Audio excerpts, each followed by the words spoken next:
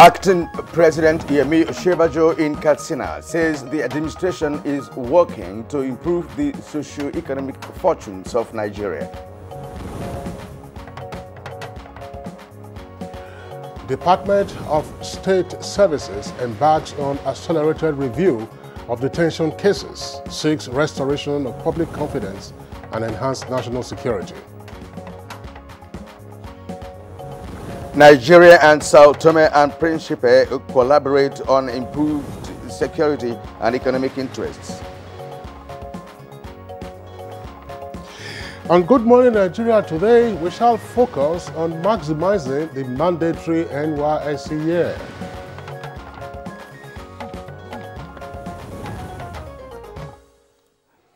Now, let me juggle some person's memories right now, especially, my friend Kinsley here, whom I'm sure did this as a song, as a youth choir. Let youth obey the clarion call. Let us lift our nation high with dedication and selflessness. And let's Nigeria is ours, with Nigeria we serve. And Kinsley, I don't know, can you put that in form of a song? Don't muddle that up, Kirian. Quite right, what we were talking about, that's the anthem of the National Youth Service Corps, but it's been several decades now for me, and so it's I have to clear the cobwebs in my memory to recall the full words of that. But of course, one remembers with a great deal of pride having to participate in the NYSC program, adorning the kit for the service year. Indeed, it was a great deal of fun at the time. Young men and women being on the National Youth Service Corps. All right, now, indeed, Kinsley, and for a nation just coming out of a civil war then, the dream of the founding fathers of the scheme was to, for all to forge ahead in the notable 3 R's, namely reconstruct, reconcile, and rebuild. Hence, the establishment of the NYSC that came into being in 1973, and the purpose primarily was to help inculcate in Nigerian youths the spirit of selfless service to the community and also to emphasize the spirit of oneness. Now, the objectives of the National Youth Service Corps scheme are clearly spelled out in Decree number 51 of the 16th June 1993. Of course, that was one to repeat that of 1973. That's right. As well as to inculcate discipline in Nigerian youths by instilling in them a tradition of industry at work and of patriotism and loyal service to Nigeria in any situation they may find themselves. And for the mandatory one-year program, it comprises 4 main segments in which every corps member must satisfactorily participate before he or she is qualified to be issued with a discharge certificate. Now, the service year, therefore, comprises of orientation courses, primary assignment, community development service, and winding up, passing out. How do all of these engagements impact on leadership essence? So it has been 45 years of commendable service for graduates of higher institutions of learning. All right, Kirian, if you recall, at the beginning of the NYSC program, graduates of colleges of education were also involved, but on account of the growing population in the country, those set of participants were gradually phased out. So mainly now, university and polytechnic graduates, that's to say those who have the higher national diploma. But indeed, in terms of leadership component of leadership training component of the NYSC program, young minds all over the nation have constantly laid claim to the saying that the future leadership of any country is dependent on its teeming youth. While one gives the credence of leaders being born, leadership skills through a scheme like that of the NYSC will not be left out of place. How prepared are the teeming youth will be the next question, Kinsley. All right, there's no doubt about that, but that will, of course, require some amount of preparation from the very many institutions of higher learning in the country today and ultimately down to the society itself. But how are the opportunities in the course of the service year being maximized by the corps members themselves? And this, of course, will speak to 2 cardinal planks, Kirian. One of it has to do with self-development, because post-service year, you get confronted with the issue of employment or further studies. And there is also the issue of personal safety and security, which has become particularly relevant now on account of the several occurrences in some parts of the country. And Kirian, unfortunately, the NYSC is just getting out of a mourning period. Yes. 3 days of mourning declared on account of the 9 Youth Club members who got drowned last weekend in Taraba State. That's our focus on Good Morning Nigeria today, how to maximize the NYSC service here. It's on that note, we'd like to welcome you to the program. My name is Kingsley Osadolo. And I am Kirian Umayo. It's good to have you join us this morning on Good Morning Nigeria, the last for the week. We are broadcasting live on the network service of the Nigerian Television Authority, the NTA, from Abuja, Nigeria's capital city. As always, we have our complimentary segments of the program, which will come your way as well. They include newspaper review, business, sports, foreign, and entertainment news. Well, this morning, of course, I have to bring you the news beat. Stay with us. All right. Now, Acting President Yemi Osinbajo says the All Progressives Congress-led administration is working to improve the socio-economic fortunes of Nigerians. He said this at the grand finale of the APC campaign for the Katsina North senatorial by-election. The day that Muhammadu Buhari was voted in as president, there were many people who knew that from that day, there will be no more stealing in government. There will be no more stealing of the money of the people. And that we will focus on helping the people of Nigeria, the common people of Nigeria. And Muhammadu Buhari Osinbajo Dynamic Support Group, MBO, is optimistic that its plan to mobilize 40 million votes for President Buhari's re-election is yielding the desired result. This is evident as the group continues to receive more members who equally share their vision of continuity in governance. It's a grassroots mobilization strategy designed primarily to activate and mobilize 21 executive per polling unit across the country using dual strategy, membership, drive network, and catalyst influence, which in totality will yield 40 million votes for Mr. President.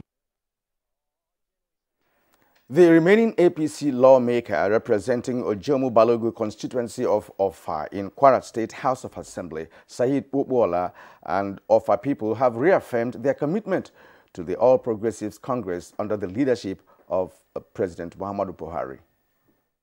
As you see, the entire Offa, there is no single person that will do PDP in Offa. Yes. The entire Offa is APC. They are for Muhammadu Buhari, they are for Asiwaju Bola Ahmed Tinubu, they are for Lai Mohammed, they are for Aregbesola, and they are for Saheed Popoola, and Adams Oshiomhole. They are for APC.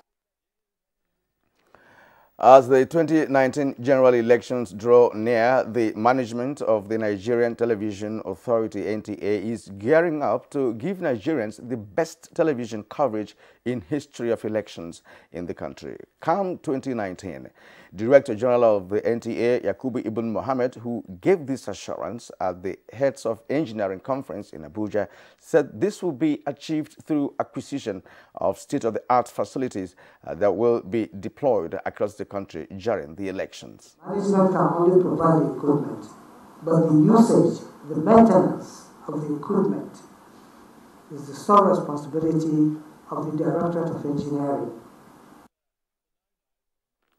Sokoto, Zamfara, and Kebbi State indigenes resident in Nasarawa State have reaffirmed their support to the governing All Progressives Congress APC and President Buhari's re-election bid. They stated this at a rally in Kefi to dissociate themselves from the defection of Sokoto State Governor Aminu Waziri Tambuwal. From APC to PDP, they have done that based on their own personal interests, not the interests of the Sokoto State, not the interests of the Zamfara people, not the interests of the Kebbi people. Former Minister of Transport and gubernatorial aspirant in 2011 general elections under PDP, Yusuf Suleiman, has formally defected to the APC. He announced his defection while receiving membership card of his party, APC. See that I don't like the idea of defection is why I remain in PDP until now. But I have been a very passive member since 2014. I have not attended anything in PDP in Sokoto State since 2014. They know that. I have been in the wrong company. I have been dealing with people who do not understand what the concept and nature of politics are. They are in for something totally different. Now to security matters. The Department of State Services, DSS, is embarking on accelerated review of detention cases and perceived abuse of human rights to restore public confidence and enhance national security. The Acting Director General of the service, Matthew Seyefa, said this at a press conference in Abuja. He said the services will not be intimidated to become sectorial or biased in the discharge of its role in promoting national unity. The unity of this nation comes first. That is why we are in business. If not, we will not be. So it's in our collective and enlightened self-interest too, to do our utmost to protect our people and execute our mandate within the tenets of the law. He assured Nigerians the readiness of the service to partner with the media and other security agencies to carry out its mandate within the ambit of the law in line with global best practices. Now, more Nigerian youths are being trained to increase their skills and competence through the Empower Vocational Training and Apprenticeship Program of the federal government. At a stakeholders meeting held in Abuja, President Muhammadu Buhari received commendation for addressing the needs of the country and unemployment through positive engagement of youths. Countries like Ghana, Cote d'Ivoire, Benin Republic in building skills. But with this program now, it will address the skills gap. The trainees are actively participating in the training. The president is doing a very nice job. Nigeria and Sao Tome and Principe are collaborating to improve security and mutual economic interest between the two countries. The visit of the Nigerian delegation to Sao Tome is to also look at other areas of partnership.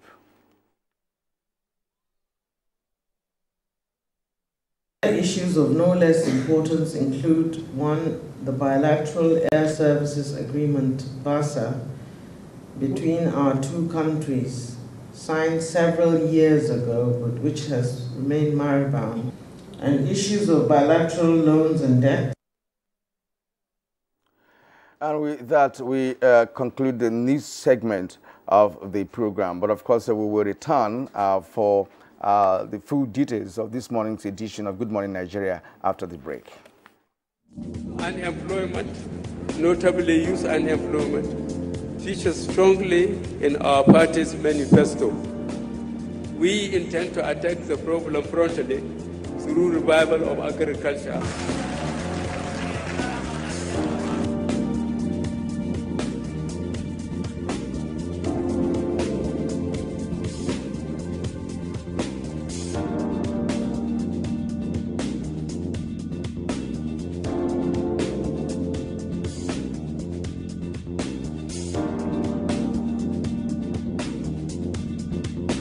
The 30K is going a long way.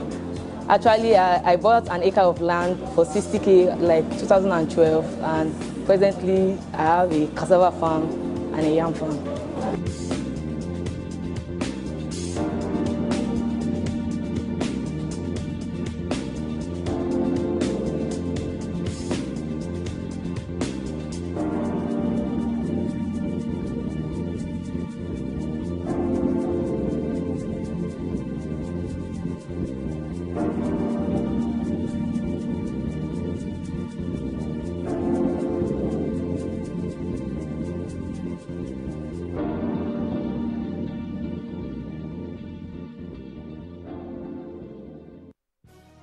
Reorganized, trained, and fully equipped, we are the new improved Nigeria Police Force. We fight crime, We bust syndicates. Whatever the crime, wherever the hideout, the Nigeria police force will get you busted. Stop kidnapping, armed robbery, murder, pipeline vandalism, and other criminal activities. Be productive. Be security conscious. Join the police force to secure your life and property. This message is from the Nigeria Police Force Public Relations Department. You in the air-conditioned office with the itchy throat. Strepsils. Girl in the spotlight with the raspy throat. Strepsils. You in the pollution. Yes, you. Dry throat. Strepsils. Hello in the downpour with the scratchy throat. Take Strepsils. Strepsils, with its soothing medicinal ingredients, will heal the harm done to your throat from external factors. Strepsils. Strepsils. Strepsils, for a dry, itchy, raspy, scratchy throat. Fake news which is shared for malicious purposes is a danger to our peace and security in Nigeria. Misinformation as fake news is a serious threat to our hard-earned democracy and promotes hatred and misunderstanding between our communities. We are all responsible for stopping the spread of fake news in its tracks. So, always check the source and credibility of any news item. Say no to fake news. This message is brought to you by the Federal Ministry of Information. Winning in hot and dry conditions is hard. Causes the body to sweat, which attracts germs that are easily passed from one person to another. What keeps you so cool, man? Dettol Cool combines Dettol's protection and an invincible icy feel. For super cool confidence, use Dettol Cool. Dettol soap is now also available for 100 Naira only. Ladies and gentlemen, please welcome the daring and invincible Louis the Mosquito. Responsible for 200 malaria cases all on its own. Is there anything that can kill Louis? Morphine! Presenting Mortine's Power Guard. Its powerful formula kills malaria mosquitoes fast. So, get Mortine's Power Guard. Your favorite Maggi star now wears a new look. Its great taste and quality still remain the same. With Maggi, every woman is a star.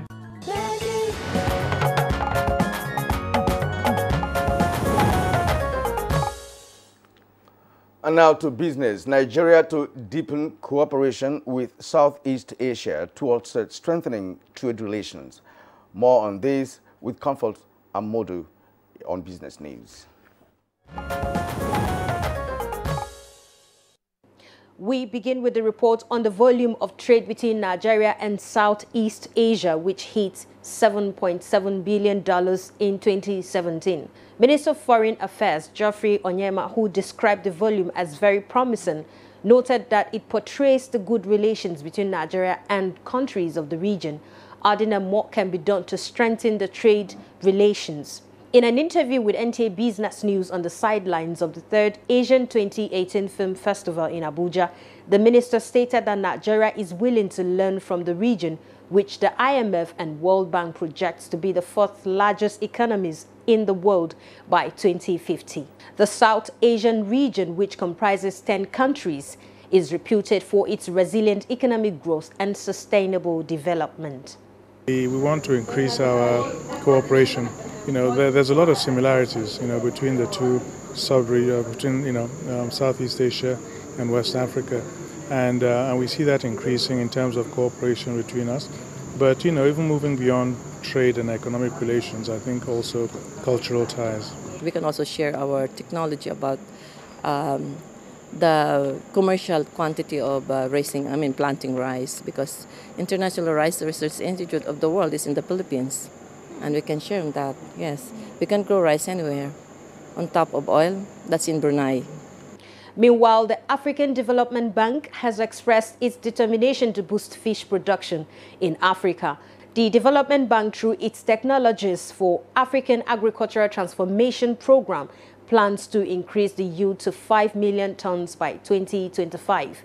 The initiative under the Feed Africa is targeted at increasing inland water fish to enable Africa become self-sufficient in fish production.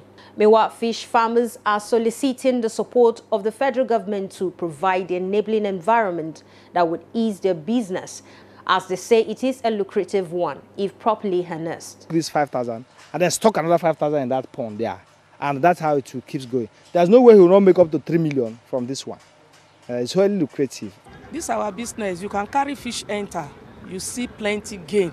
Because sometimes 2 times in a week, I used to pack inside my farm, and one motor contains 50 rubber. That one rubber is 25 kg into 50. I used to pack 2 times in a week.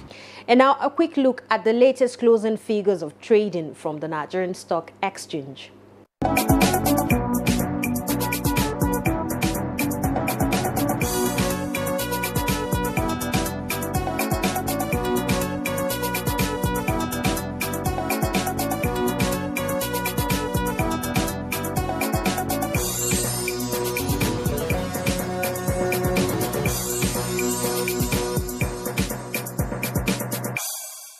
That's it on Business News. I'm Comfort Amadou. Thanks for being there. Thank you very much, Comfort, for the business package. Next for us now, we take a look at the front pages of some of today's newspapers in our review segment.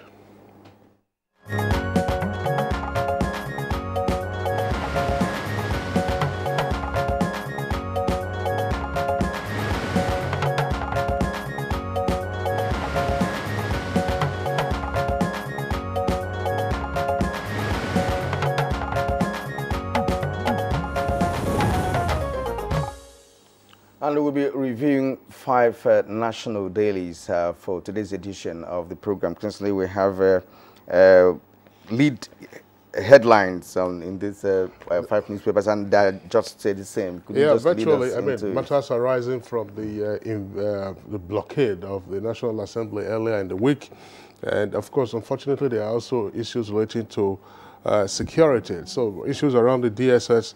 Let's take a look at the Daily Independent newspaper. Let's take a look at Daily Independent. Above the nameplate of Daily Independent, the first story there is DSS to review cases of unlawful detentions and rights abuses. With 2 riders, Lawa Daura released, passport seized. Ekpayong released hours after arrest by EFCC. Lawa Daura is immediate past DSS, who was fired on Tuesday. Ekpayong also was an immediate, it was past DG of the DSS just before Lawa Daura was appointed. Now, the lead story for Daily Independent says Daura colluded with politicians to invade National Assembly. And that's attributed to a police report on the incident that occurred on Tuesday. For the Nigerian Tribune, the lead story, it's also on the DSS, says why EFCC questioned ex-DSS DG Ekpayong. And with a number of riders, National Assembly invasion, indication of how low politics and democracy have gone. That's according to former President Obasanjo.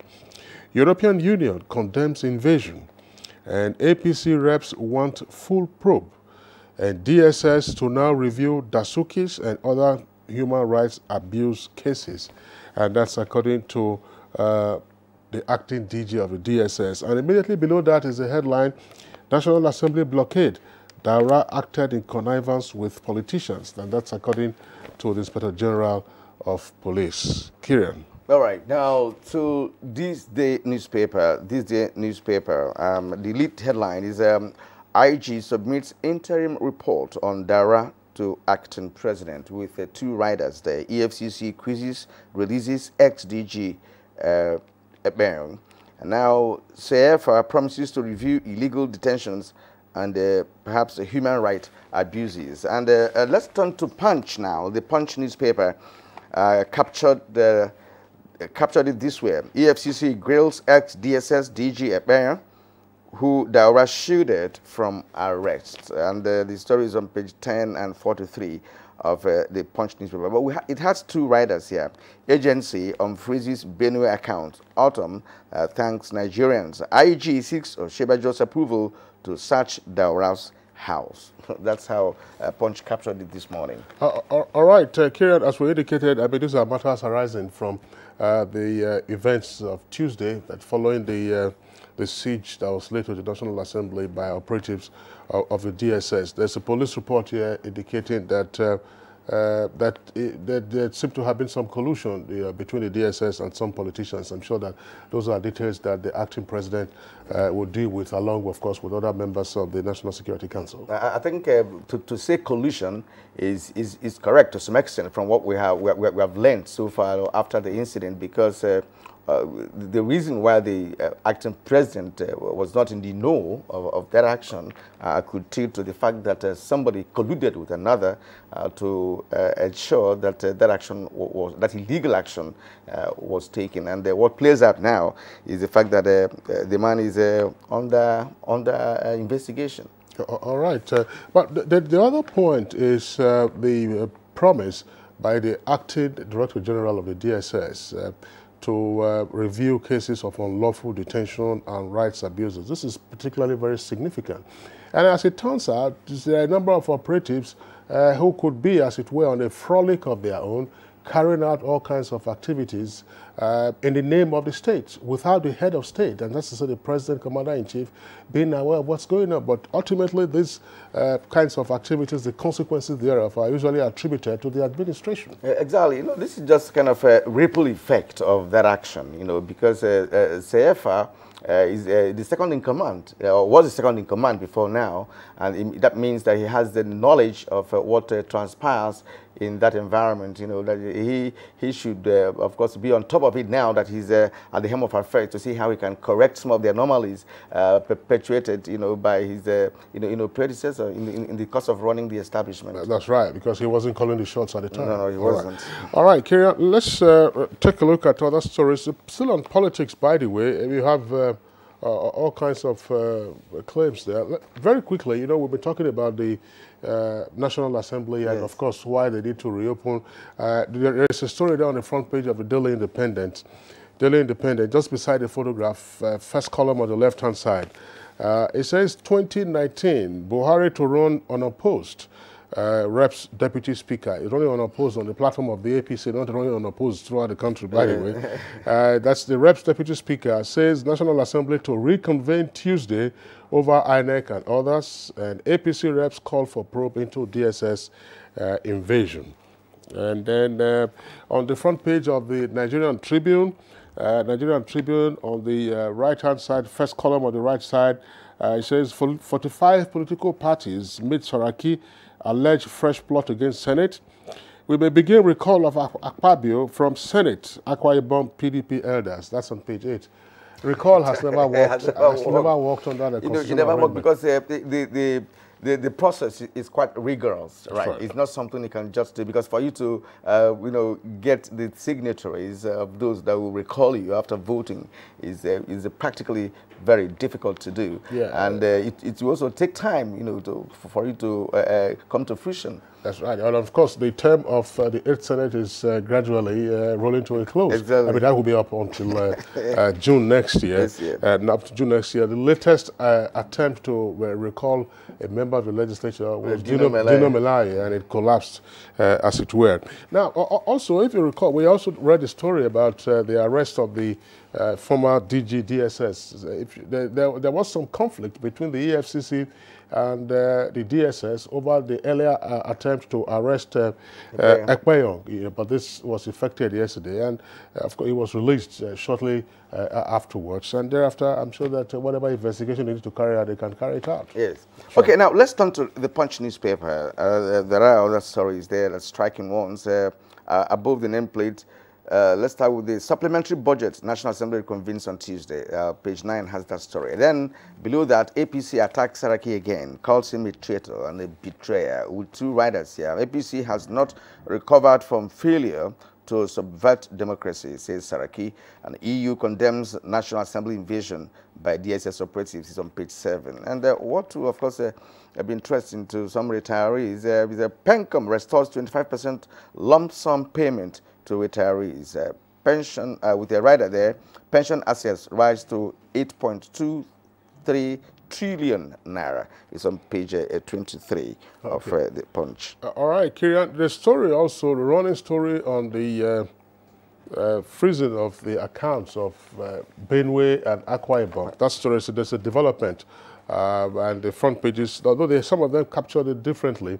For instance, the second lead story for the New Telegraph, which is right at the foot of the front page of the New Telegraph newspaper, says, it's a rider actually, it says arms scandal, EFCC quizzes SDG. One of the riders there says, court summons agency, that's the EFCC, for freezing Benue accounts. And then when you come to the front page of the Daily Independent, the story is also there as a rider. Second lead story below the photograph says court summons EFCC for freezing Benue government's accounts. But I think, Kirian, one of your stories there has the latest update to say that the EFCC has lifted the freeze. Of course, as taking this up. I think it should be in the Punch newspaper if you take a look at that very clearly. Yes. Now, the freezing is a welcome development, especially for Benue government and the people of Benue State. But, you know, we are yet to hear from the EFCC as to what really transpired, what happened that led to the freezing in the first place. In the first instance. Well, the matter is already in court, so we'll allow them to sort themselves out. Yes. Now, on the This Day newspaper, let's take some stories there. Above the nameplate, Sheba Joe intervenes in Total's $16 billion again oil field dispute, with a rider December target for 200,000 BPD first oil under threat. And 45 political parties pay solidarity visit to Saraki with two riders there. A claim federal government wants to freeze Senate account. APC insists Senate President must step down. All right, New Telegraph now, very quickly. New Telegraph above the nameplate, two headlines there. MTN Nigeria generates 457 billion naira in 6 months. MTN generating 457 billion naira in 6 months. Stock market drops to 9-month low. That's on page 29. And then the lead story says, robbers unleash terror on Edo, kill 12 in bank raid, attack police division, burn area commander's car, and policeman and detained suspects die in attack. This took place in the north of Edo State, that's Igara, in Edo, Edo local government area of Edo State. That story is also there on the front page of the Nigerian Tribune. And just some weeks ago, some policemen were also attacked and burnt in their vehicle. Yes. And then, of course, here in Abuja, 7 policemen were shot, and killed in cold blood. I think well, these criminals are beginning to turn to banks these days. You know, the bank robbery has become the order of the day now. Before the editorial, please, let's get to the foot of the Punch newspaper. There are striking stories there. Northern monarchs meet in Kaduna over polio scourge. That's on page 43. And for polio to return, Kinsley, that's is very dangerous. Yeah, and there was a story yesterday out of the Federal Executive Council meeting on Wednesday that there had been an approval for the government to access a credit facility from the World Bank to the tune of some $150 million US for purposes of fighting polio. Okay, now still on that line, patient beats MD, nurses at psychiatric hospital. Workers protest before and fight. Yeah, that story, Kirian, is very significant. Now, the Nigerian Tribune captures it perhaps a bit more explicitly, and immediately below the nameplate. And it says, man who claimed killing ex-Ondo deputy governor's daughter goes berserk, attacks CMD. That's the chief medical director. The daughter of the former deputy governor of Ondo State was murdered, obviously from the circumstances, it was for ritual purposes. That is the gentleman now, that is said to have gone berserk. Okay, now to the editorial taken from the Daily Sun.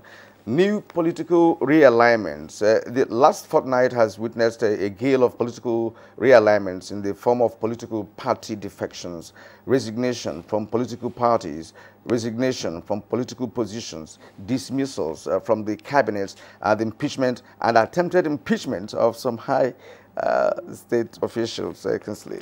Well, the editorial speaks for itself. It's on current matters, obviously. Exactly. And since it's still a running copy, we would expect many more things to happen in the days and weeks and months ahead on account of the fact that this is cyclical. Yeah, it's an election cycle thing. and they will continue to assert themselves, provided governance doesn't suffer and provided democracy, of course, continues to endure. Yeah. Okay, that's the much that we can take. But just before we leave, so that, I mean, we all pray to be old and that God will continue to grant us long life and prosperity. On the front pages of at least the 3 papers I have this morning, you have a photograph there of the doyen of the accounting profession in Nigeria. That's Akintola Williams. Akintola Williams, age 99. And you can see him there to the left with the microphone is former head of state, General Yakubu Gowon, of course, at the celebration, and then other chieftains. That's the governor of Ogun State. And in another photograph, you see the governor of Lagos State facilitating with him. That's Chief Akintola Williams, 99 years. He's indeed an icon. It's big time, no doubt about that, Kirian. Unfortunately, he lost his wife some years ago. So happy birthday to Chief Akintola Williams, doyen of the accounting profession. We'll take a short break now. When we return, we'll be dealing with our topic, how to maximize the NYSC mandatory year service. Hate speech is not a joke. It incites genocide and crimes against humanity. Most of Africa's civil wars are caused by hate speech from one tribe against another. We don't want it here. The Nigerian government stands firm against hate speech. Under no conditions whatsoever should we tolerate or excuse or justify hate speech or hateful conduct of any kind, especially where such is illegal. There's no doubt that the resurgent push for separatism, as well as the rising cases of ethnic and religious disharmony, are all traceable to the growing phenomenon of hate speech. One nation bound in freedom, peace and unity. Nigeria, one nation, one people. This is a public service announcement brought to you by NTA. What makes a Nigerian mom powerful? I trust the power of Dettol's One Capful for bathing. The power of Dettol's One Capful protects from up to 100 illness-causing germs. Be 100% sure. You in the air-conditioned office with the itchy throat. Strepsils. Girl in the spotlight with the raspy throat. Strepsils.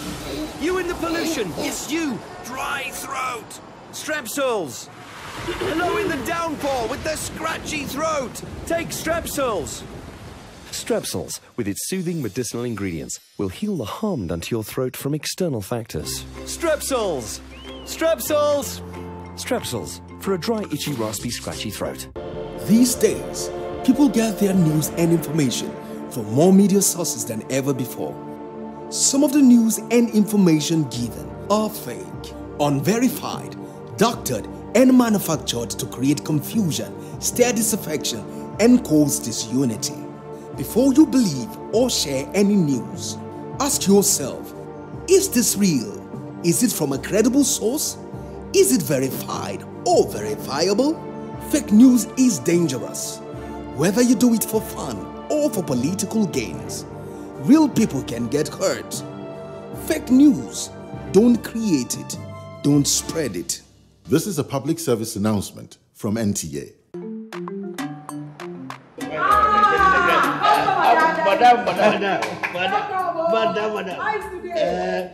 Brought us as usual. As usual. You have no problem. For the three You are welcome, sir. As usual, yeah? You take that one. Yes. Take that one. You don't understand? We want Nigerian homegrown rice. Finish. You don't have? You don't have? Join the rice revolution today. No other rice that tastes like Nigerian rice. Are you sorry? That's the Nigerian rice we are talking about. Chocolate made in Nigerian rice. Healthy food. I'm going to bring Mrs. Mobu to come to chocolate rice of made in Nigeria here. And see how it are made. Correct. And how they are cook it. Correct.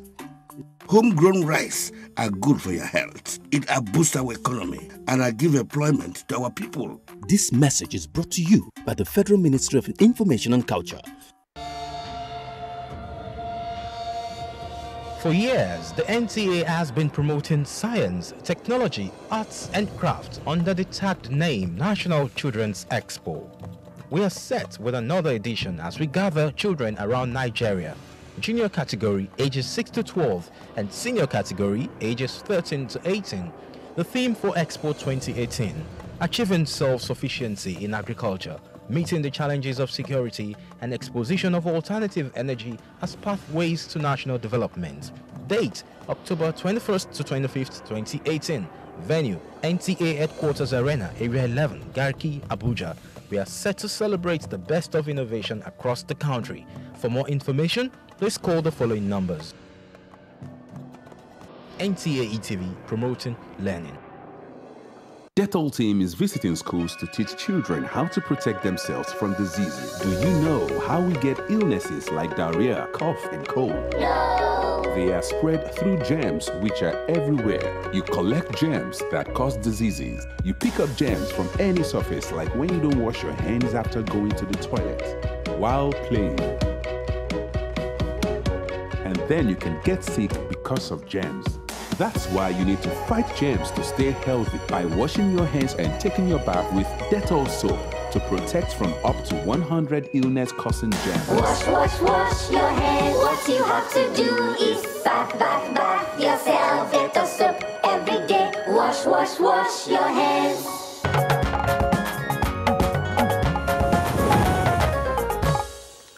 And if you just joined us, this is a Good Morning Nigeria, and you are in good company for our conversation this morning. And to set the tone for that conversation on maximizing the national year of the NYSC scheme, let's take this background report put together by Aisha Obali.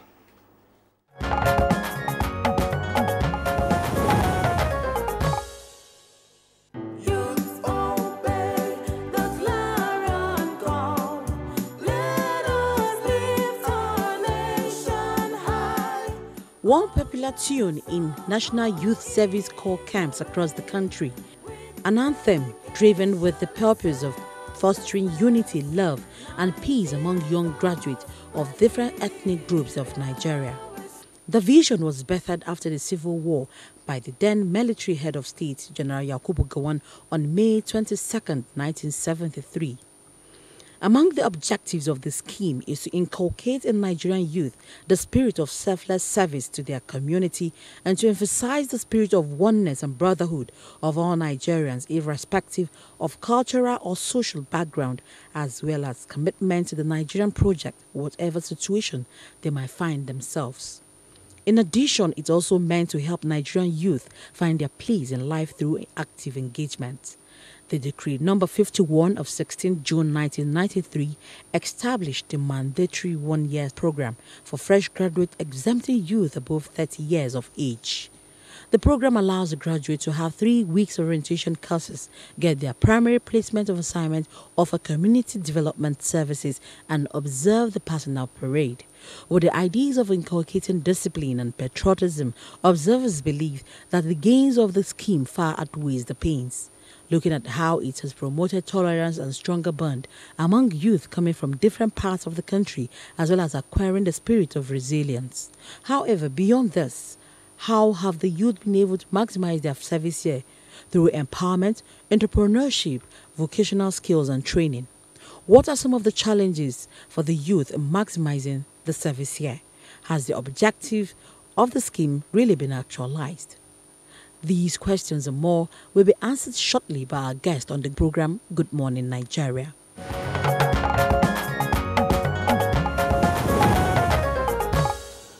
All right, now joining us in the studios to discuss the topic, we have 4 guests. First, we'd like to welcome Dr. John Abuere. He's a retired director of the NYSC and now chairman, Center for Childcare and Youth Development. Dr. Abuere, pleasure to have you on Good Morning Nigeria. Thank you very much. Also here with us in the studios, we're glad to welcome him back, is Obinaya Uruakba. He's an entrepreneur and personal development trainer. Obinaya, pleasure again that you're back with us. Always my pleasure, sir. Okay, Kieran. And we also have Obike Kelechukwu. Obike Kelechukwu is a core member. And also with us is Jessica Oche, is also a core member.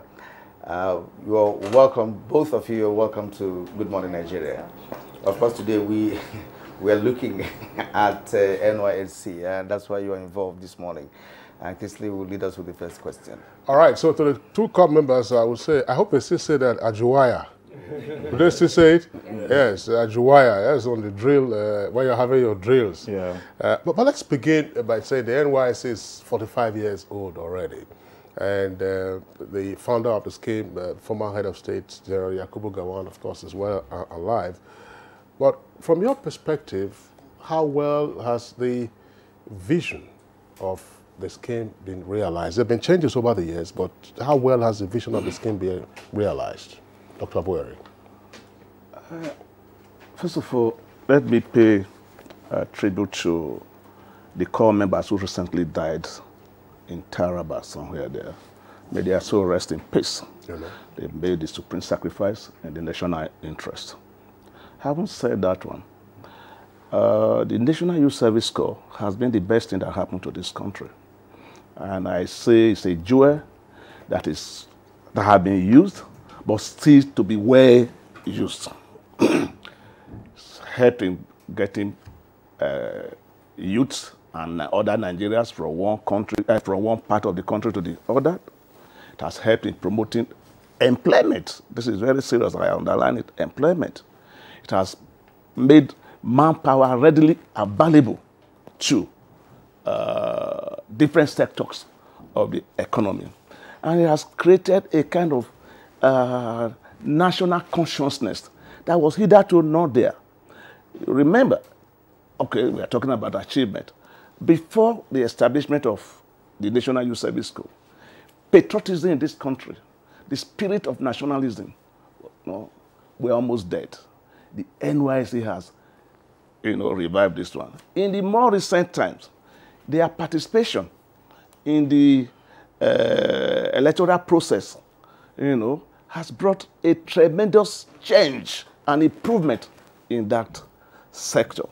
I would say really that as a developmental outfit, as a unifying agency, the NYSC has done so much for the country.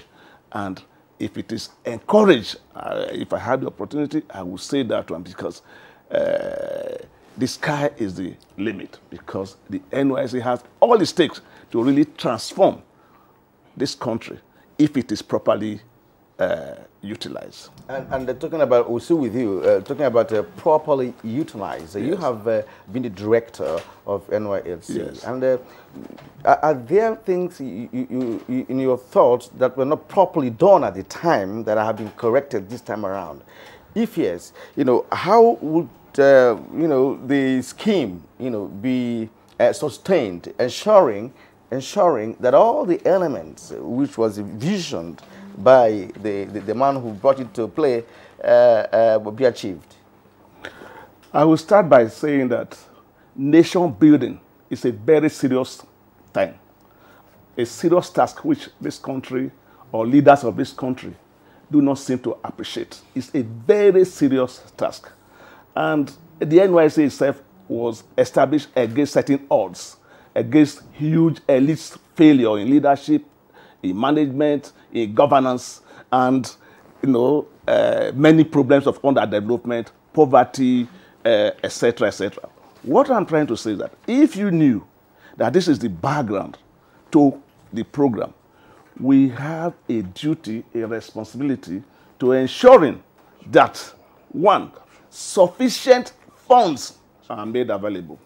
Two, the orientation camps are made use of. But above all, opportunities are created for the young person to really participate. The whole process of saying rejection, should it come up in a country like Nigeria, where we have a vast land mass, and rest of that, I will come shortly to this aspect of your question. But what I'm trying to say that at the moment, there are so many things that could be done. When we were there, we said, okay, rejection was coming up. We said 3 key areas in this country: health, agriculture, education, can absorb all the core members. Because I did a research at that time, I also did a little research on why core members' performance was going down. And I saw that they were looking into, after, within the first 6 months, they are working very hard. But after the 6 months, they are preoccupied with something else, unemployment. They are being weighed down by the prospect of going into a life of hopelessness. And I said, look, what we needed to do to solve this problem is to insist, one, that core members must all be deployed to these areas I mentioned. Two, we must set up a kind of contributory saving scheme that will give hope to the core members and ensure that government invests. This philosophy of saying government has no business. Government has business in doing business. I will say that any time of the day. To create job.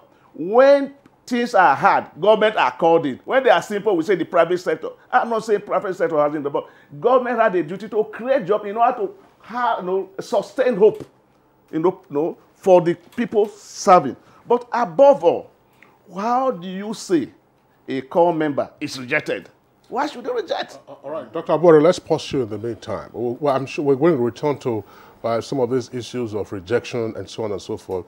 But still evaluating the essence of the scheme, Obinaya Uruakwa, from your perspective, how well has the NYSC fared? Excellent. Having been a copper myself, I served in 1991, and a bit of my story will help answer your question directly. I served in Doma local government area after having been mobilized as command school orientation. And then I got into the local government area and found out that the school where I served had not had an English language teacher for 5 years.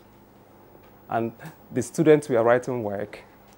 I just wanted to begin to imagine. I served there for 1 year, and while serving, my allowance was 350 naira. And I would use this allowance and buy yams at 6 naira, 8 naira, 12 naira. And at the end of the term, would put it in plateau riders and take it back home to Owerri. And my mom would be giving it out to people. We found out that the yams that I brought back to Owerri was 7 times cheaper in Doma than in Owerri. What does that tell you? Now, we'll still address the issues of things that corpers can do while they are serving. But appraising the NYSC, why was the NYSC set up? The NYSC was set up in exactly May 22, by a decree, 1973. That was 3-4 years after Nigeria came out of the Civil War. So the General Gowon and his team that set up the NYSC had something in mind to bring national cohesion, to let Nigerians get opened up to what Nigeria truly represents. Most times, if you were in the Southeast and you saw someone dressed like me, which was why I actually deliberately dressed like this, you thought Onya Hausa, on Hausa man. But today we have intercultural marriages where someone like me served in Plateau State, and I met people and understood that Plateau people, Biroms and so on, were not Hausa people. And then if you walked up north to Sokoto, you found out who was Hausa, who was Fulani, who was who. And then I found out that Nigeria is 928,000 square meters of land. What have we done with that, with 60% of it arable? And then what do we do with the core members? What Dr. John Abwere has said. It's obvious that if we begin to work on the mindset of the core members, they will begin to see themselves as catalysts of development. And then there should be a handshake between the public and the private sector. What have we done, those of us in the private sector? Have we engaged the NYSC? Why should you reject a core member? Now, you may have your economic reasons for rejecting a core member, but if you see it from the perspective of contributing to national development, that you are also a stakeholder in making Nigeria great, then you would find a way to accommodate a core member. There are other challenges I've seen over time, that a core member comes to serve, and because he's not in management, he's not a line manager, you get him to be serving tea and be buying granuts and buying guguru and ekpa for the staff. That doesn't make sense. That core member is a potential governor tomorrow, a senator, a House of Reps member, and how do you do leadership socialization? Who would you hand over to? That's a potential Kingsley Osadolo or Kyrian Umaya who will sit here one day and address the nation, address General Assembly of the United Nations. On Monday, when we discussed the Empower and the youth empowerment in the country, we talked about Mark Zuckerberg. Pardon me to mention that name. But today, young core members use their phone to do selfie. But the Facebook we are all enjoying is the creation of a young boy who is not even 35. So what are we talking about? Employability issues and so on. But the interesting thing I found about the NYSC coming over time is that we have had DGs who have come including the current one, Kazauri, who have begun to look at skill acquisition. Now, 6 years ago, the clamor was, should we scrap the NYSC? And the question I ask is, why would you scrap the NYSC? Even if there are challenges with it, why would you throw away the baby with the bathwater? Now, so the idea of SAID, skill acquisition and entrepreneurship development, came up. And it's 6 years this year. And what I have seen happen is that, if you permit me, I'll just mention about 12 business skills areas. You have agro-allied. I'll give you an example, if you permit me, sir. Before I left my house, because of the consciousness from youth service, I went to the back of my house, somewhere here in Abuja, in the heart of the city. This is scent leaf, Nchuang. You can use to do your yam porridge. Now, this is curry leaf. Curry leaf. But what do? We all go to buy the one that has been imported into Nigeria, and you're wondering why the economy is not doing too well. This from the back of my house is still fresh. There's no argument. This is ogo leaf, pumpkin. Now, I'm asking, the Smedan document we discussed on Monday has what they call one local government, one product, OLOP. There's no local government area in Nigeria today that doesn't produce at least one commodity. Have we given the consciousness to these young core members that the young one that is in Aba can decide to give you Kingsley Osadolo, get palm oil for you from Ibeku, I mean, say my village, and put it in a vehicle and then get it across to Abuja for you here? I challenge you, the palm oil from my village is sweeter than the one from the market here somewhere in But thanks a lot. I mean, thanks a lot for. I know we will come back to the issues of the skills. Kyrian, yes. I know you are itching to pop a question. Just before, he was talking about palm oil. I'm sure you know a place called NIFO. That's the Nigerian Institute for Oil Palm Research. That's my place. So that's in Benin. So that's where we get the best palm oil. All right, Jessica, you have listened to the first speakers, right? And you are right now experiencing youth service. Now, what's your own assessment? You know, coming from your own experience, from leaving the school and of course, enrolling yourself in the NYSC scheme. What has been your experience?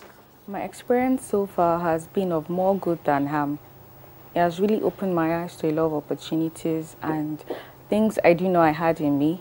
They helped you groom them and made you better. Example, the skill acquisition program they had in camp, it teaches you on other things that you probably love to learn, but you never had the opportunity or the finances to do so. And then you have the free opportunity to learn them. It now helps you manage your time, help you access these opportunities, and then also help you to start a business, maybe after camp and all of that, in case there are no job opportunities. So my experience so far in camp, and even as I'm serving right now, has been really a good one. So you were not rejected? I was, actually. I was rejected. Tell us about that. It was painful. It was heartbreaking. But then I found other opportunities to get one. I got rejected because they said the organization was too cramped up, so there was no space to receive more corpers. And even if I was accepted at the moment, I won't be able to be put in a department until after like 3-4 months. So it was advisable they reject me at that moment. Yes. You're talking about the skill acquisition component, and again, when we were starting this program, we did say that the NYSC service here has 4 segments. There's the mobilization, and that's to go to the orientation camp, your primary assignment. There used to be community development, and then thereafter, of course, you're passing out. Now, this is at the orientation camp. At some point, I recall that the period was shortened. It used to be about 3 or 4 weeks. I'm not sorry. I mean, 6 weeks. Then we took it to 4. Then we took it to 3. I'm not sure. I don't remember how many weeks we spent now. Yes. But okay. I'll have to search my memory to. Yeah, it was a long while. I recall it was a long while. You went to all kinds of places. So, at what point is the skill acquisition incorporated? Is it at the orientation camp? And if so, what kind of skills were core members exposed to, and which one did you pick? Okay, it was at the orientation, the second week in camp.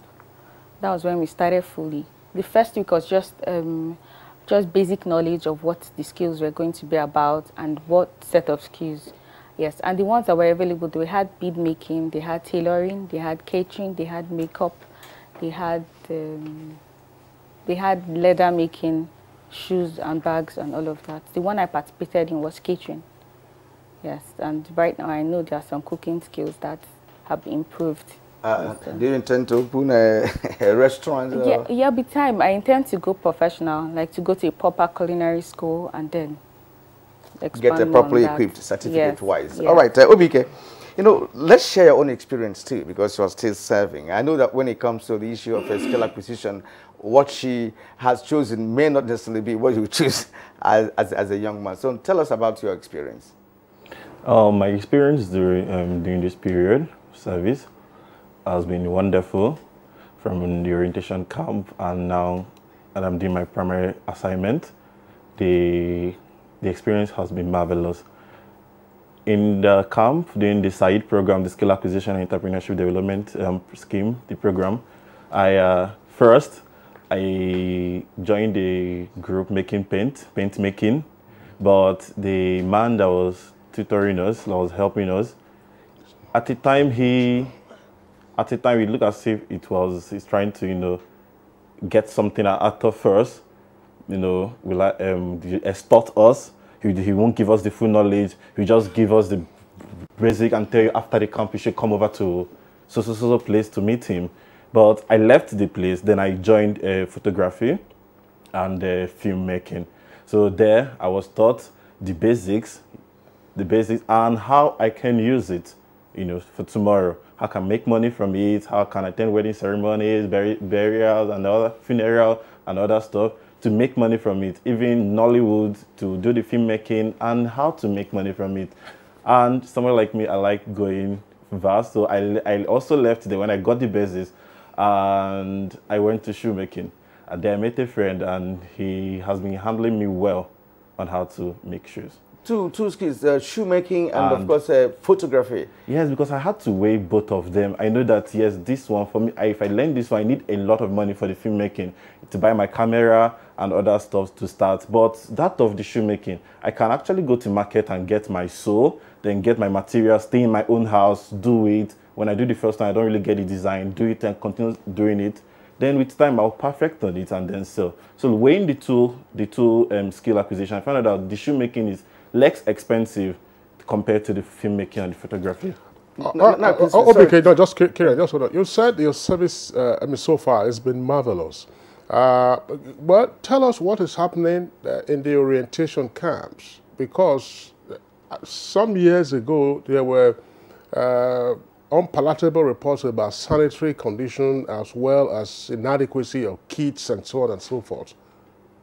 Okay, my experience in the camp, it was okay. The first week we came in, they started the normal orientation, hey, remove your headdress, how to salute the general and other people, other personnel. Then the second week there were little problems in the sense that, the way we were mobilized, the way we were handled in the camp, the way we were handled in the camp, it was not really, really good. So, to an extent, our health, our welfare, they don't really take care of us. Found out that the hall I was sleeping, we were too many, and the condition was it wasn't conducive. The environment was not conducive for us. You understand? I tried asking one of the soldiers, why is this so? In the government, they make provisions for these things. Then why is this so? Whose fault is it? Is it from the people, the coordinators, or from the government itself? So it happened to tell me that, yes, that this year, that the population of corps members this year is high. Like from Abuja camp, we had up to 3,000, if I'm not mistaken, we had up to like 3,000 corps members. And we found out that the environment, the food, the clothing, the kits, where we stayed, health condition, on a scale of 10, I'll give it 5, because it wasn't available and adequate for all the corps members in the camp. Some were leaving after 2 weeks. After first week, they left. After 2 weeks, they were leaving because the environment was not conducive to an extent. All right, before we leave the corps members, let me go back to Jessica. Now, this program is actually targeting maximizing the gains of NYSC. Okay. Invariably, it means that when you pass out and acquire some skills, you could be self-employed. Yes. Now, all the members enthusiastic as you guys are with respect to acquiring skills? Because some maybe lazy. Some may not be interested in that. So those who are more interested in getting a white-collar job. So what both of you have told us now, is it universal, you know, among your core members? To be frank with you, I think it's only 30% of COP members that even utilize these opportunities that are given to us. Most of them don't even come to camp. Some stay home and don't come for the 3 weeks orientation. Some even in camp, they don't bother attending the skill programs set up for us. So I won't say a lot of people are utilizing this opportunity. All right. Well, that's, I'm sure, different strokes for different folks. That's the way the saying goes. I was just wondering, before we leave the issue of skill acquisition and the cost of the orientation, I know that we'll come back to it, and Dr. Abuja is itching to respond to something. But before we leave that, how do you explain the relationship, if you had the experience while you were in school? Because we understand that now in institutions of higher learning, there's something called entrepreneurial studies. So how do you relate entrepreneurial studies in school to the skill acquisition you are getting now in the NYSC? How come all of a sudden it is in the NYSC that your eyes are now being opened to skills and to opportunities? Let's Obike and then back again to Jessica. Or Jessica, either of you can take the question first. Okay. Okay. When I was in school, yes, in my third year, I schooled in Federal University of Technology, where Futo. In my third year, they introduced this course, the ENS 301, that's about entrepreneurship studies. It was more of theory, you know, teaching us, telling you how to manage your business, your strength, your opportunities, your weakness, and your threats in the university. And at the time, they taught us soap making. It taught us soap making, but on the ratio of the students and the person teaching was 1:10. Imagine you're teaching like 3,000, one person handling 3,000 students at a time. So some people will, well, let's just sit down, just take the attendance and go home. But on personal level, I read my books, I learned certain things about the entrepreneurship studies. Then here in camp, I had to compare and contrast what I've been taught in school and what is actually happening now. Yeah, to an extent is very good, because what I learned then in school, I am to an extent applying it now in my own skill acquisition here in Abuja. Jessica? Okay, so basically in school was the same thing. They gave us theory in our second 200 level. Yeah, and then in our 300 level, we went to NAPTIP, that's in Zaria, because my school was ABU Zaria. And then they just showed us the practical things, because there's an organization where they produce raw materials and utilize it. So they just showed us how they're making tinned tomatoes, soap, liquid, and then how to make use of moringa fruit. So basically just give us the basics of how these things work, but not the real depth of how hands-on. That's the skills were not there. Yes. But you understood, you were taught the basic of business. Yes. And you know how to get it. All right.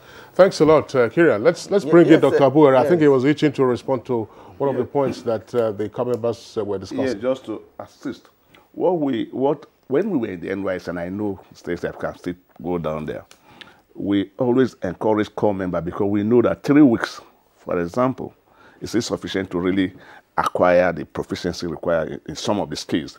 We say them, go back to your mentor and make sure that you perfect. That is one thing I wanted to let them. 2, the question of crowdiness in the camp has to do with pressure of the family. You see, the laws are clear. Post people to different parts of the country, although we do know that insecurity these days does not allow that to be done fully. But people want to be in Abuja, people want to be in Lagos, and people want to be in Kaduna. Yes, what we did, and it brought us General Oki. We sat down with Director of Research that, look, we must discongest these areas through policy framework of making sure that Abuja will have maybe 1,000 or 2,000 people. What are they doing here? I'm sorry to say that. We have states, rural states, we start posting them. And we never had any problem of congestion in the camp. When the pressure became too much from the elites, because that is actually the problem, we said, okay, we increase it to 2,000, because the camp in Abuja can take 2,000. And so through posting policy measures, some of the problems they encountered in the camp will be addressed. But having said that one, it brings me back to the question I mentioned earlier. If we want to really do nation building, we must be prepared to invest in the human capital because they build, society. And that is not yet the case. I can say that one. Two, I'm happy you were really concerned about what will be the prospect of somebody who has acquired some skills, even though you didn't so I could try to read your mind. You see, it's a justified fear because what we are doing today is not new in the youth sector. When Tanzania came up, all those East African countries, when they got independence, they set up what they call the village polytechnics to take care of these ones. But very shortly, because of the bread and butter and certificate mentality we are having, sooner than that one, the moment a boy got a certificate, he started looking for white collar job. So we need a series of attitudinal reorientation. We need serious work on the mind of the parents, of the mind of the youth, that the things are no longer as they were. At that time, the first time people, I think we had 23, 65 or 64 core members. 2,000, 3,000 core members, it's just, it's less than what we are having in each of the states today. When we are talking about 400. So the number of graduates had increased. The meaning of this one is this, my young Nigerians, is that you are faced with a different reality from what was before. And that is why, even though they were taught entrepreneurship in the school, they now are closer to reality and therefore learn to take things very seriously. I decided to intervene at this point so that they will go back and meet those their mentors. When I introduced NIM stroke NYSC collaboration to teach management, I had in mind that it's not going to be an orientation time. It will be a year program, and it's been on for a very long time so that they will be grounded very well in leadership, in management, etc., etc. So that is what I wanted to say. All right, thank you, sir. Now, in recent times, the core members have been utilized on some national service that perhaps may not have been captured regionally when it started, such as ad hoc electoral staff, which of course Atahiru Jega actually began when he was head of INEC. Now, is that healthy? What does that add to the gains of NYSC? I'd like to come to you. These young people we're talking about have passed through 4 years, 5 years, 6 years in the higher institutions. These are the elites, the future educated ones in our country. In 1991, I served as a returning officer in Doma local government area. I also served as a census officer. I crossed 7 rivers to get to the Tiv homelands, and so Doma, Alago, and all of those areas. I contributed to that community. So it's not out of place to use these young people. You're preparing them for leadership. Now, what we may have a challenge with is the loopholes that exist where there are areas of compromise. I was approached for certain things. I saw underage try to vote, and I resisted. So you need to come down to what he said, attitudinal change, the mindset that we give to these young people. But let me to backstep. I'll need to give some information. So my research shows that on a yearly basis, the NYSC mobilizes about 300,000 core members, between 260,000 and 300,000. As I speak to you today, sir, I have some data for you that Abuja has about 3,000, like you said. It has the capacity of going to 6,000. The infrastructure is being stretched. More information, sir. The budget of the Federal Republic of Nigeria for 2018, proposal was 8.4 trillion. National Assembly jacked it up to 9.1, 9.2 trillion. From that budget, trillion, the Ministry of Youth and Sports, which supervises the NYSC, and where NYSC takes about 70% of the allocation to that ministry, has only 116 billion. And we're talking about raising youths who will take over from you and me. So where is our attention? Where are we putting our mind to?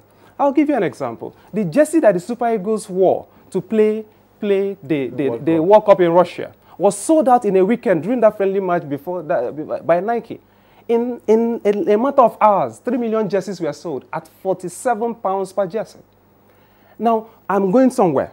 She just talked about fashion, and OBK talked about other areas. There are about 12 areas that will prepare these young people. So where were we as a country when Nike signed the kind of agreement she signed with the sports authorities to produce 3 million jerseys and sold at £47 per jersey? Sir, it came to 68 billion naira, which is like half of the 116 billion allocated to the ministry.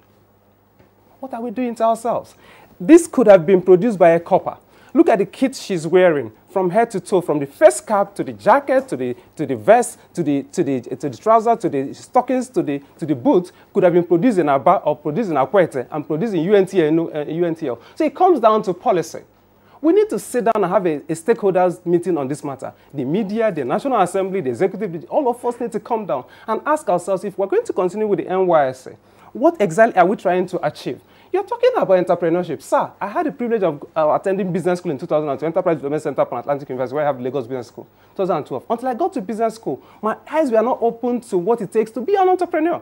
Entrepreneurship is theory and practice. My people will give you a proverb, a Sunday hand begets an oily mouth. We need to begin to tell this. Just repeat that, because it's only Kira that would have understand that. Yes, just say it again. I'll say it again. A sandy hand begets an oily mouth, as in the case of the hardworking farmer in the farm. We need to tell these young people that entrepreneurship is about the doing. It's a verb. It's not just theory. Now, when you look at the universities, sir, Kingsley, you'll bear me witness. When you go to UK or you go to US, and a lecturer is embarking on sabbatical, where does he go for sabbatical? He goes from the gown, which is the university, and goes to Matori or where else we have people who are doing things physically. But what do we have? A lecturer like Dr. John goes from UI and goes to Unilag, sabbatical, and then these are the ones who are teaching entrepreneurship. Really? For real? No. I would rather prefer a tailor in our area market to come teach me how to cut, because some of these people have attended not business school, they've attended street business school. Street business school is where you get certificates, according to some people, not just certificates. You know, so the emphasis has been on just this paper thing. So let me just say this, and I'll keep quiet, sir. NYSC is 45 today. No, you're not keeping quiet just yet, but just make the point. Let me make this point. Let me make this point to you. Policy, sir. And I've told you my story. Can we come to a reality where we tell these young people that there are 80,000 civil servants in the Federal Civil Service? As I speak to you today, we do not have enough latitude and capacity to absorb the 300,000. And even the 300,000 is not all of them. We still have more that are still waiting to be mobilized. So can we allocate more money to the Ministry of Youth and Sports? And even before we do that, can we have a stakeholders meeting to understand the different areas of the economy? There are over 12 sectors they have decided to focus on. Film and photography, automobile. Can we talk to Jalali Aliyu and the other guys? We had come to a point where we were going to bring in some guys in Badagry and other places to come and set up automotive plants and so on. Where is that now? Can we also look at it? I'll give you the building industry. We still have 17 million housing deficit. Sir, I live in a small bungalow that God helped us to put together. As I speak to you, you need at least 30 professionals to build a bungalow. You need the iron bender, you need the sand supplier, you need the painter, you know what I'm talking about. Yeah. Have we consciously discussed with these young people? Now, roadworks, power works and housing. Sit down and find out how many jobs can come out of that. Who said there's unemployment in Nigeria? I don't think so. All right, Obinaya, now we're going to tell you to temporarily pause. We'll take a short break now. When we return, we'll continue with this conversation. In hot and dry conditions is hard. Causes the body to sweat, which attracts germs that are easily passed from one person to another. What keeps you so cool, man? Dettol Cool combines Dettol's protection and an invincible icy feel. For super cool confidence, use Dettol Cool. Dettol soap is now also available for 100 Naira only. Nigerians. Suicide bombers are not spirits. They are not ghosts. They are human beings like you and me. They live amongst us. They are your neighbors. They are your friends today, but terrorists tomorrow. So you must know your neighbor now. Security begins with you and me. Know your neighbor. Be vigilant. Be security conscious. Report suspicious persons, objects, and movements to the police and other security agencies. The security of our nation is a duty for you and me. If you see something, say something. Nigeria, unite against terrorism. This message is brought to you by the Federal Ministry of Information and Culture.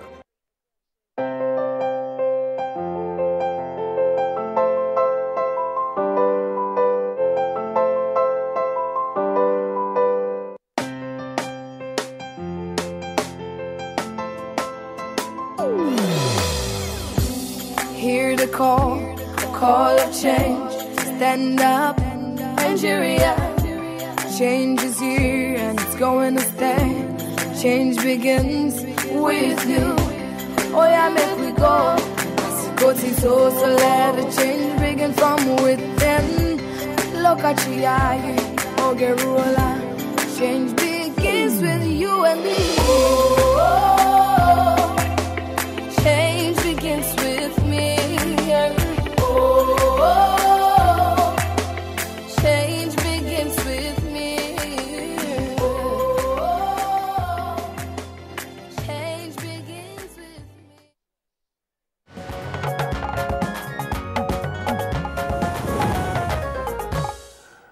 All right, you're welcome back, and it's still Good Morning Nigeria, and we're reaching you on the network service of the Nigerian Television Authority. Now, let's bring in the two youth corps members who are right here with us in the studios to respond to the number of points that have been raised. First, Obike. Okay. Adding to what our Mr. here said about channeling the resources, raising more resources, more allocation for the youth corps members.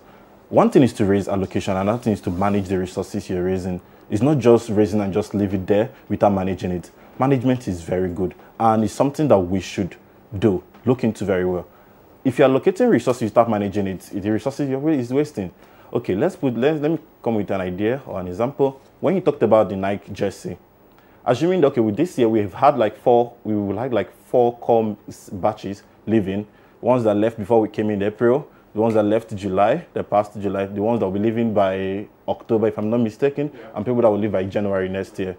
So, for example, now, for the Nike jersey that he talked about, why can't we, or why can't the people managing us, people that passed out during passed out before us during the April batch, from last year, to give them this material, this kit that we wear. After training them, you give them the material, you supervise them. Just like WAEC, how they mark the West African examination. You give it to teachers, you manage them. You supervise them. At the end of it, you cross-check what they've marked. And if anybody didn't do it well, you penalize the person. Now, what if from that April last year that they came in, after undergoing the side program on tailoring, you empower them, you give them the materials, you supervise them. You tell them that if you can able to make so amount of kits, like, you will get this kind of reward.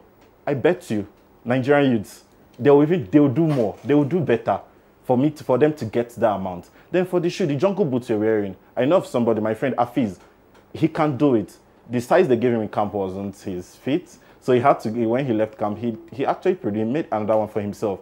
Now for those kind of persons, those kind of youth members, when you call them and tell them, if you're able to produce this kind of jungle boot for the next batch coming in, that you'll be able to get so amount of money, I bet you we'll do better. And not just doing it for that time. When we leave camp, we'll be able to do something for ourselves, pick it up, and after doing it, we submit to the government, the coordinators, they check it. And if it is okay, they pay you. You use the money and invest in another thing. So if we're able, not just allocating resources, start giving it out without managing it. If when you allocate, manage it, harness the potential in people you are allocating the resources, I bet you tomorrow will be better. Tomorrow we just come out and do things for ourselves without even looking for white collar job. Because we in Nigerians now, most of us don't look into white collar job. We want something for ourselves. All right. Thank you very much, Jessica. What are your thoughts on this with regard to deepening the skills that you have been acquiring or that you have acquired, along with entrepreneurial knowledge? The same thing he said, we should be given the opportunity to explore the skills that we've been taught in camp, because most of the time they don't give us the opportunity. They just feel we should do well with what we have, and then even if we pitch an idea, they barely take us serious, and then they don't give us the opportunities to explore those capabilities that we have.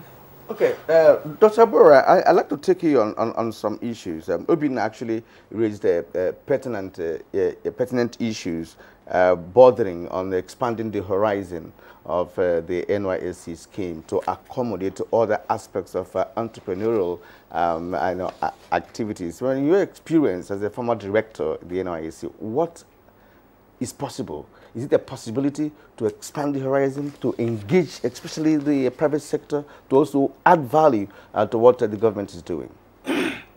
Yes. Actually, in my notes here, I said a role should be carved out for the private sector, for example. They should have a training center, not only to train, but to prepare them to go into the private sector. And for any private person that employs up to 30 or so core members, they should be given some tax release. But I haven't said that one. I think I needed to quickly support and respond to some of the issues down. No doubt about it, the youth sector needs greater fund allocation for them. But let the pressure not be given that 70% of the vote for the Ministry of Youth goes to the NYSC. No, that could be misleading if you don't explain it. What do they do it? You would rather say goes to the payment of allowance to core members, because you have to pay that. It's even so small. And I think that I learned that there is a process going on where something will be increased. Two, my friend Karen mentioned certain things that were not anticipated. No, the decree anticipated even annex and other things are unforeseen. That is why they said the NYSC should post people according to national needs. So when the needs come up, we go and that takes care of that one. But I think one thing is this. If we are talking about how to maximize the gains of the future, we need to know what the kind of person you are sending out, what is he having? Is it the same kind of patriotism that the adult people are having? No. So I think that the NYSC's mechanism for supervision must be, strengthened. And how do we do it? We have the presence, of NYSC in all the local government, and core members are there. But do they have the vehicle to get down there? Do they even have the bicycle? Let's say the local government's inspector needs to be given a bicycle to be able to go around and do the kind of thing he was suggesting that, if there is a community project on, let's say an agriculture, to go and see whether they are doing it. So this supervision aspect of it is not actually there. I'm also thinking that there has been, a conscious policy neglect of the really basic interests of the Nigerian youth. It's not just sufficient actually to say, do skill acquisition. What do we do with the skills? This is where I think there had to be a kind of fund or arrangement where any person, like he's saying now, call this thing. There are people already printing the call this thing. You only need to go and meet them and learn the process of participation. It's a competition to exist. And that is what we are trying to do. Just one more minute. Then I think there has been general lack of advice, general lack of incentives for core members. No person really, when you send them, you mentioned use tea. Tea is even good, you are occupied there. They are not even giving any office. Yet with that participation, you cannot learn. There cannot be empowerment. That is where I think we needed to advise, to give room to that. Then let us, we, the elders, be role model. What I'm saying is this. Yesterday or 2 days ago, people were demonstrating. The National Assembly was locked up. Meanwhile, They forgot that young people are watching. Is that the way to run a society?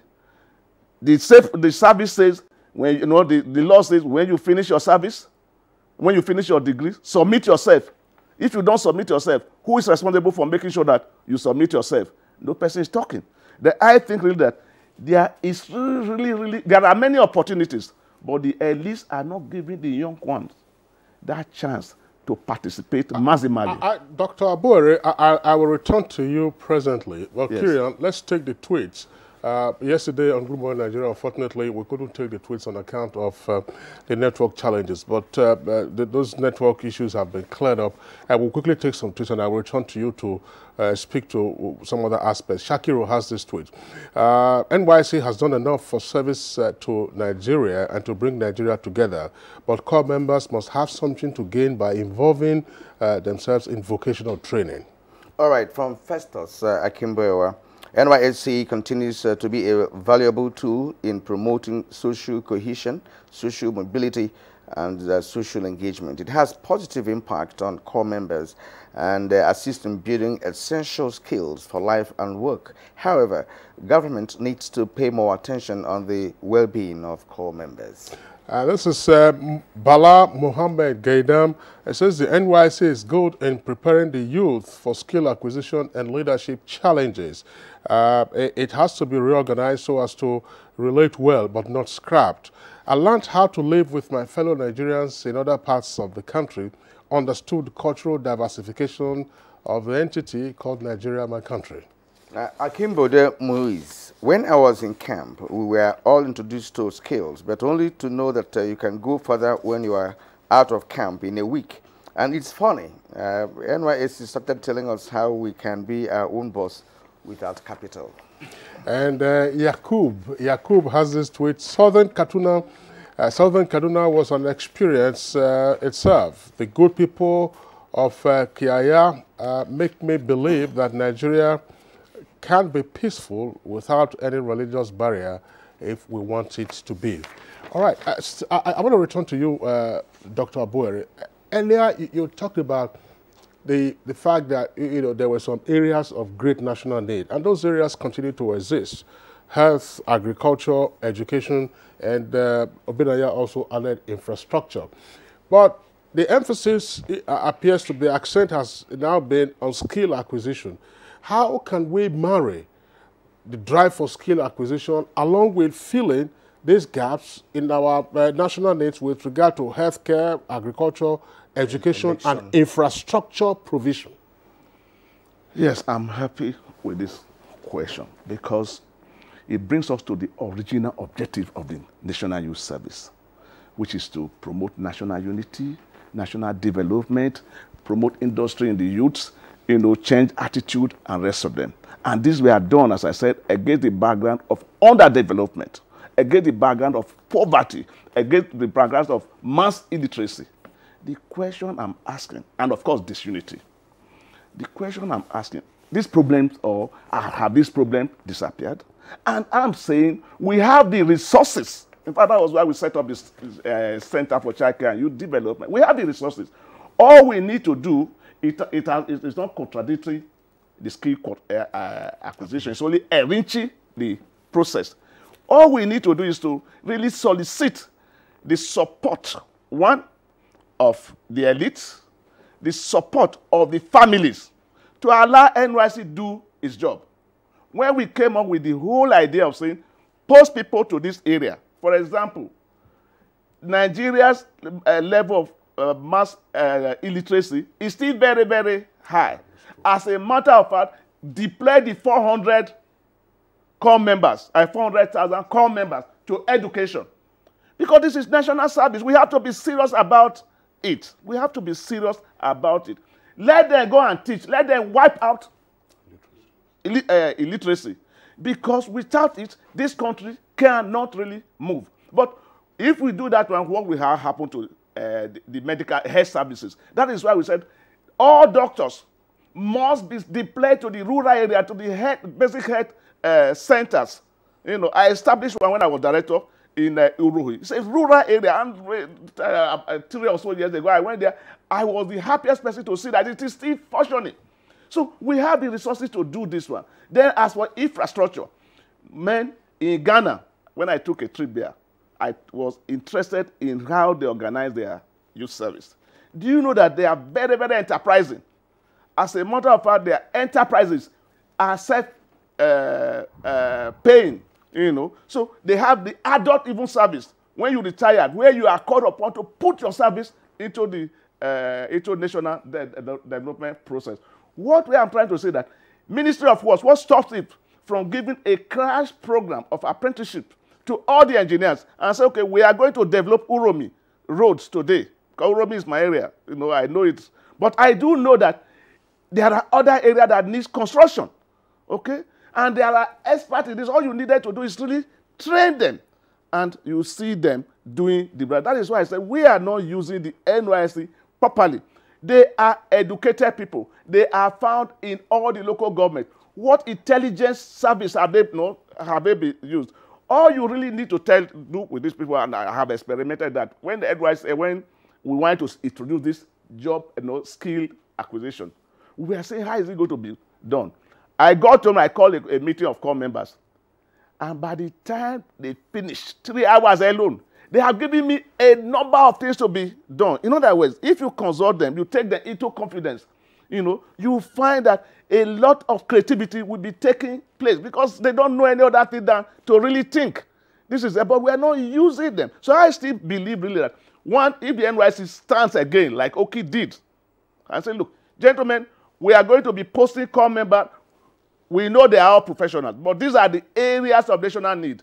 During the orientation, we give them, the orientation that is needed. We call it, they teach, they go to health center, they go to the country, they will be better utilized, and no person will be talking of rejection. As for the skill acquisition, yes, it doesn't stop them.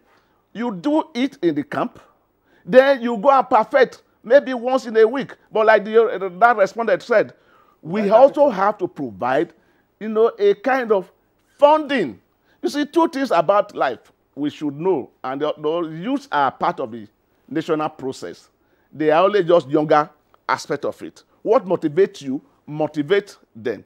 Simple recognition, simple hope building that tomorrow will be better is there. That is why I talk about that post-service adjustment allowance, which I've been saying since the time I've been in the NYSC, that we need to have something that youth will be looking up to.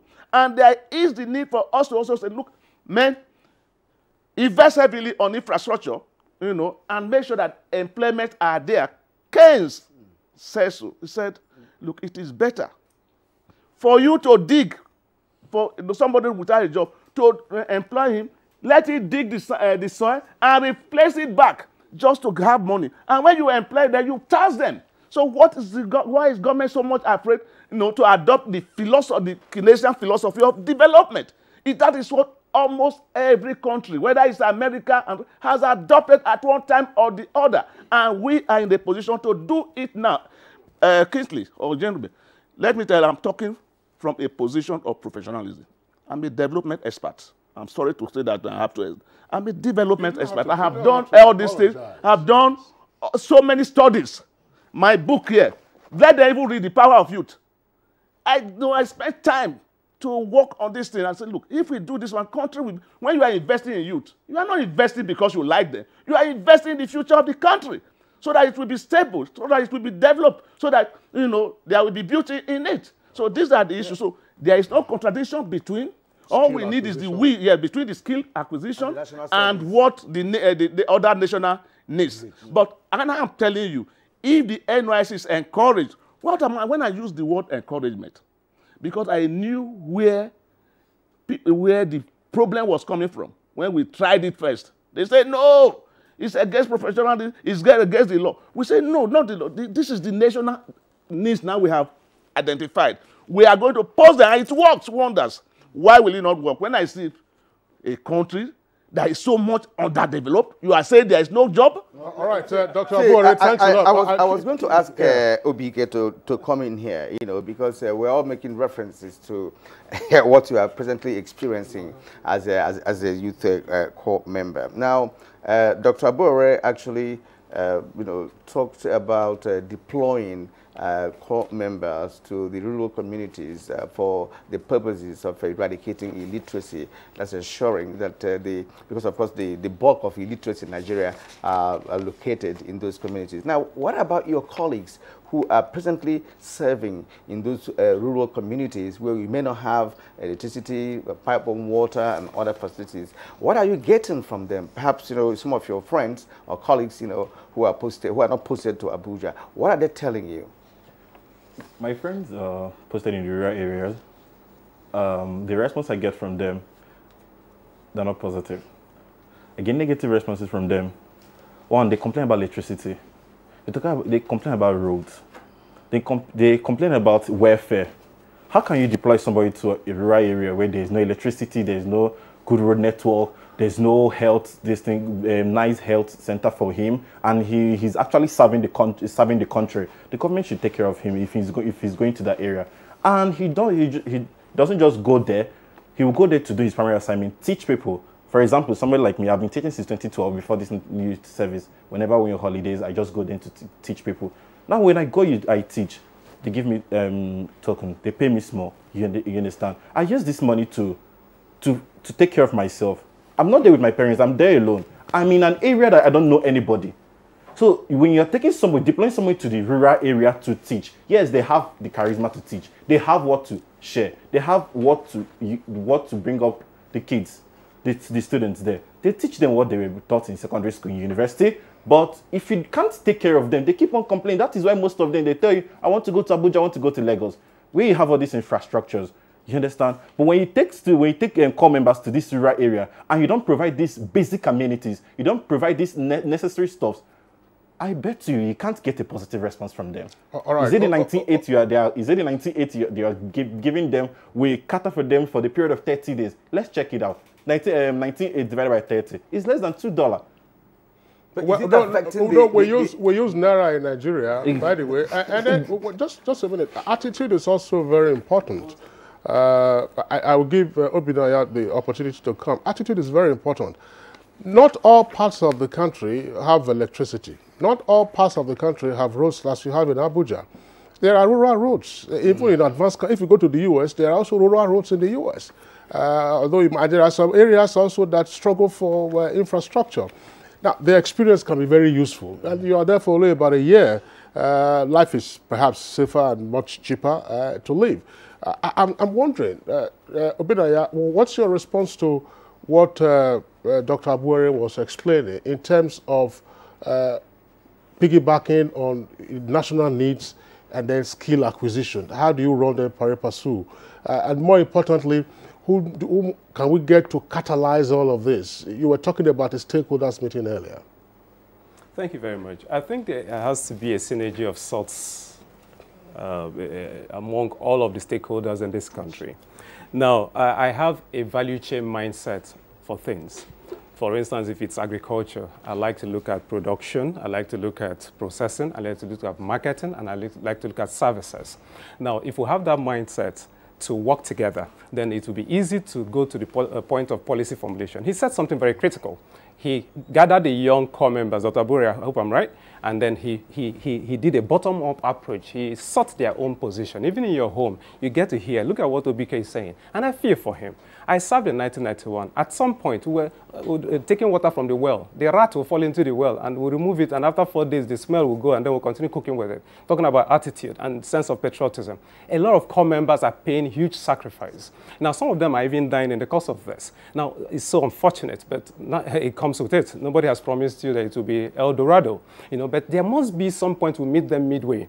Now, I'm happy that we're moving from 19,800 to 49,800. I'm yet to confirm if that has been implemented. If that happens, it begins to look like a living wage, you know, so it's important that we also understand that as you're increasing the allowances to 49,800, it adds pressure on the wage bill of the federal government. May we never come to the point where payment of allowances to corpers becomes a challenge. So what do? We should think backwards. Is it possible that these core members, like Dr. Abuere began to say, NYSC has listed about 12 areas: agro-allied, food processing and preservation, culture and tourism. Just look at culture and tourism, which is one of the largest employers of labor in the world.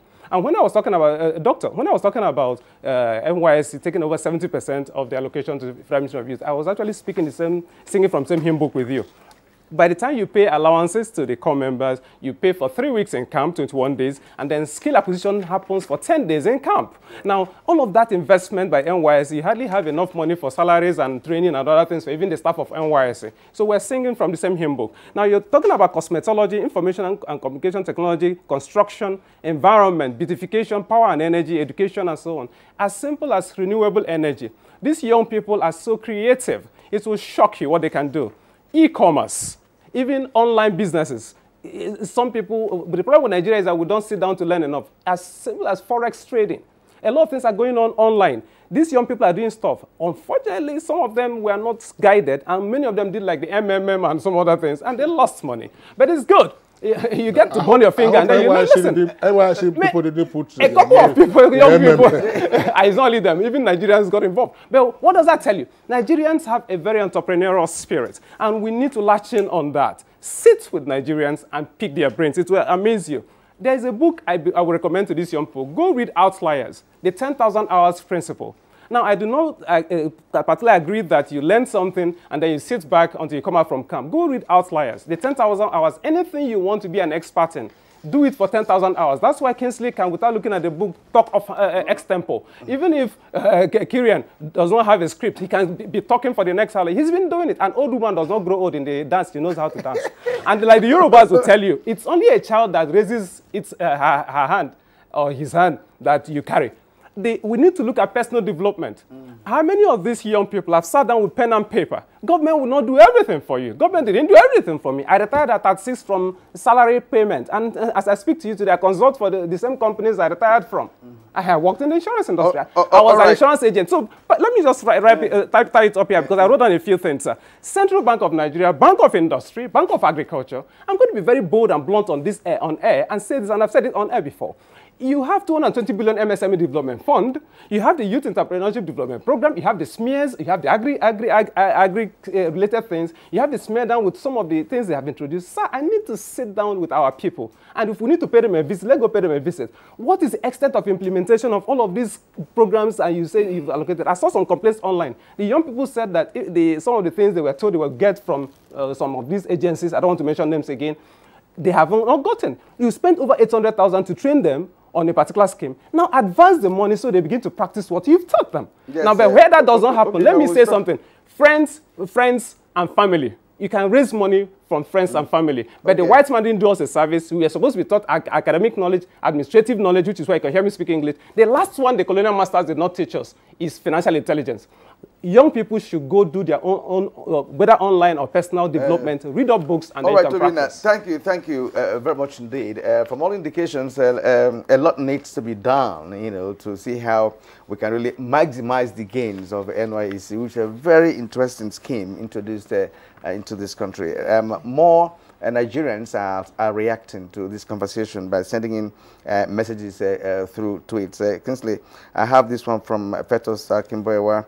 He said Nigerian government through NYSC should expose core members to cutting-edge research and invest heavily in them to gain practical experience in technological innovation and development. And this is coming from Pastor Arisha Monday. The service should be restructured to meet up with Vision 2020. Each NYSC member should financially, in the form of soft loan, be equipped to start up a business. That will help to eradicate unemployment. Now, Chris says, Simeon, that one-year clarion call to serve our fatherland is great, something to remember. Skills are acquired by core members in every sphere of human endeavors.